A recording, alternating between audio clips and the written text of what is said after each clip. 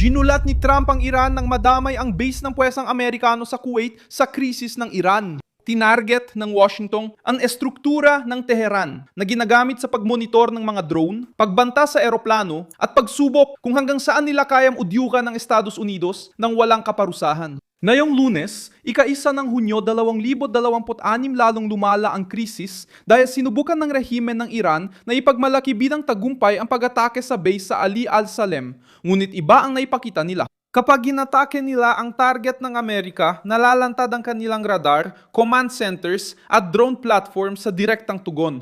Ginamit ng Iran ang sirena bilang propaganda. Ginamit ni Trump ang pag-atake sa base para pahinain ang puwersang militar na nagbabanta sa mga Amerikano sa Golpo. Ano ang gustong itago ng Iran? Bakit naging ebidensya laban sa sarili nilang diktadura ang base? Paano tumugon si Trump? Ikukwento ko lahat ng yan. Kung gusto mo ng ganitong klaseng diretsyong nilalaman na walang paligoy-ligoy, mag-subscribe ka at i-activate ang kampanilya para makatanggap ng mga video. Gumalaw ang Amerika matapos iulat ng sentral na komanda ng Estados Unidos ang mga pag-ataking bilang pagtatanggol sa sarili laban sa mga radar ng Iran at drone command center sa Goroki at isla ng Kashim. Ayon sa Amerika, dumating ang tugon matapos ang agresibong hakbang ng Iran kabilang ang pagpapabagsak ng MQ-1 drone sa internasyonal na tubig sa Golpo Persiko. Hindi itinuring ng Washington ang insidente bilang simpleng pangyayari, insidente isolado. Itinuring nila itong bahagi ng pressure militar ng Iran na sinubukang baligtarin ang kwento. Ayon sa Revolusyonaryong Guwardia, inatake nila ang base kung saan umano nagmula ang pag-atake ng Amerika laban sa isang tore ng telekomunikasyon sa lalawigan ng Hormozga. Sinabi ng Amerika na binomba ng kanilang fighter jet ang pinagmulan ng operasyon sa Hormozgan at nagbabala na mag-iiba ang kanilang tugon kung mauulit ang pag-atake. Luma na ang ganitong pananalita sa manual ng rehimen. Silang ng udyok, nagpapabagsak ng gamit ng Amerika, gumagamit ng radar base para subaybayan ng eroplano tapos sisigaw na nagre-react lang sila. Pero na yon, mismong reaksyon ng Iran ang nagbunyag ng tunay nilang galaw. Ang base na Ali al-Saleh, ang sentro ng mahalagang operasyon ng Estados Unidos at mga kaalyado sa reyon. Kapag nagpapalipad ng missile at drone ang mga Iranian laban sa ganitong pasilidad, kahit na may na-intercept, malinaw ang mensahe. Layunin ng Tehran na patamaan ang presensya ng Amerika sa labas ng Iran at ipakita na kaya nitong magbanta sa labas ng kanilang hangganan. Pero may kapalit ang kalkulasyong ito. Hindi na kailangang kumbinsihin ni Trump ang kahit sino na may banta. Ginawa na ito ng Iran nang magdunot sila ng krisis sa base na may presensya ng Amerika. Diyan na nagbabago ang kwento. Sabi ni Trump, hindi gagamitin ng Iran ang teknolohiya ng digmaan para takutin ng mga Amerikano at matatago lang sa maiinit na pahayag. Ibinebenta ng rehimen ng Iran ang kanilang paglaban pero ginagawa nila ito dahil sa takot mawalan ng kontrol. Tinatamaan nito ang imahe ng Revolusyonaryong Guwardiya na nagpapakilalang di matatalo ngunit umaasa sa lantad na kagamitan mga isla base sa baybayin at command post. Ang reaksyon laban sa Kuwait ay ginawa para magpakita ng lakas, ngunit nabunyag din ang kahinaan sa mga estruktura ng labanan. Si Trump ay gumagamit ng presyon sa dalawang paraan. Una, militar, para ipakitang hindi palalampasin ang pagbagsak ng drone at banta sa base ng Amerika. Political din ito dahil ang bawat kilos ng Iran ay nagpapakita sa Washington na hindi inosente ang Tehran, kundi isang rehimen na handang gumamit ng missile, drone at milisya kapag sila ay naiipit.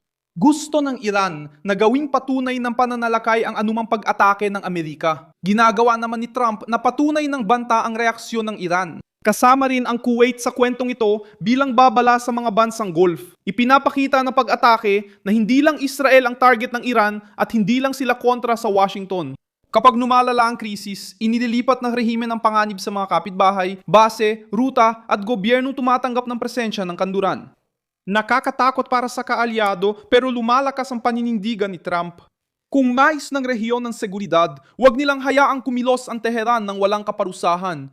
Ang presensya ng Amerika sa sitwasyong ito ay hindi basta-basta lang, kundi nagsisilbing hadlang laban sa paglala na mismong Iran ang nagpapalakas. Nang pabagsakin ng Iran ang gamit ng Amerika at iginiit na nasa teritoryo nila ito, habang sinabi ng Washington na sa internasyonal na tubig nangyari, ang alitan ay lumalampas sa teknikal na usapin at nagiging pagsubok ng awtoridad. Kung umatras si Trump, maintindihan ng Tehran na maaari pa nitong susubukin pa ang mga hangganan. Paano nagkaroon ng tugon? Nagbago ang mensahe. Bawat udyok pwedeng magdulot ng pagkawala sa estrukturang militar ng Iran.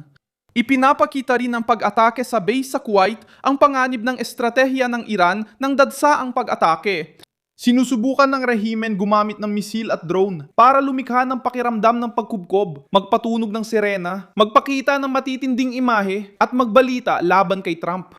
Pero may hangganan ang taktikang ito kapag naharap sa depensang panghimpapawid, intelihensya at kakayahan ng Amerika na tumugon. Kahit nagdudulot ng mga sugat at pinsala ang debris, hindi nito binabago ang pangunahing katotohanan.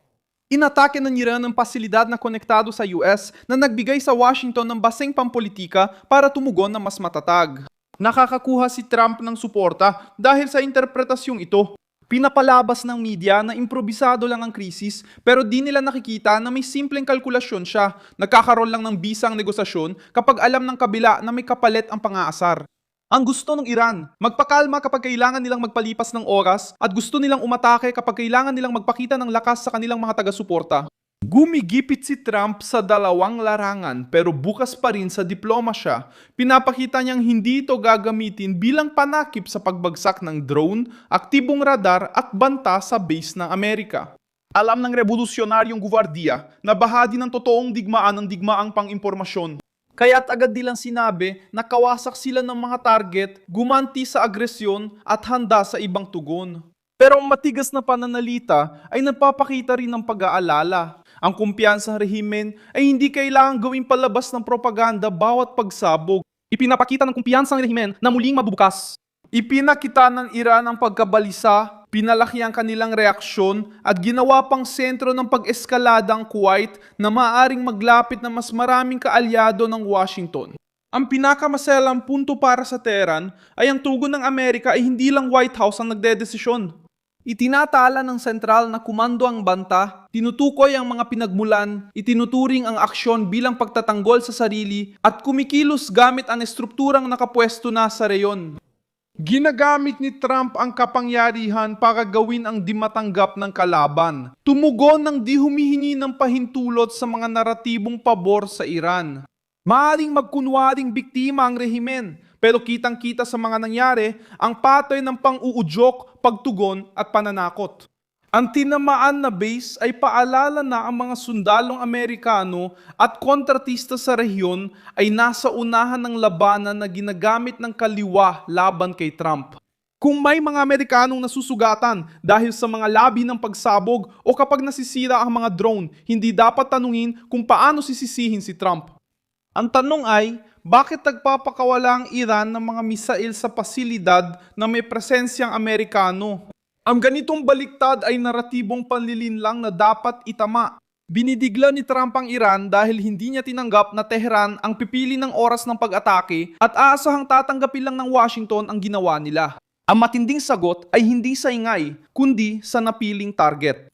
Hadar, command center, depensang panghimpapawid at mga drone ang gulugod ng provokasyon ng Iran. Ang pagtama sa gulugod ay nagpapakita sa rehimen na ang susunod na banta ay maaring mas mahal kaysa kayang pagtakpan ng propaganda. Ako si Milson Alves Global at layunin kong panatilihin kang laging mahusay na impormado sa katotohanan araw-araw. Ang mga link na mga balita ay nasa description ng video. I-like ang video, mag-subscribe sa channel at tingnan ang mga komento para maging aktibo sa komunidad ni Milson Alves.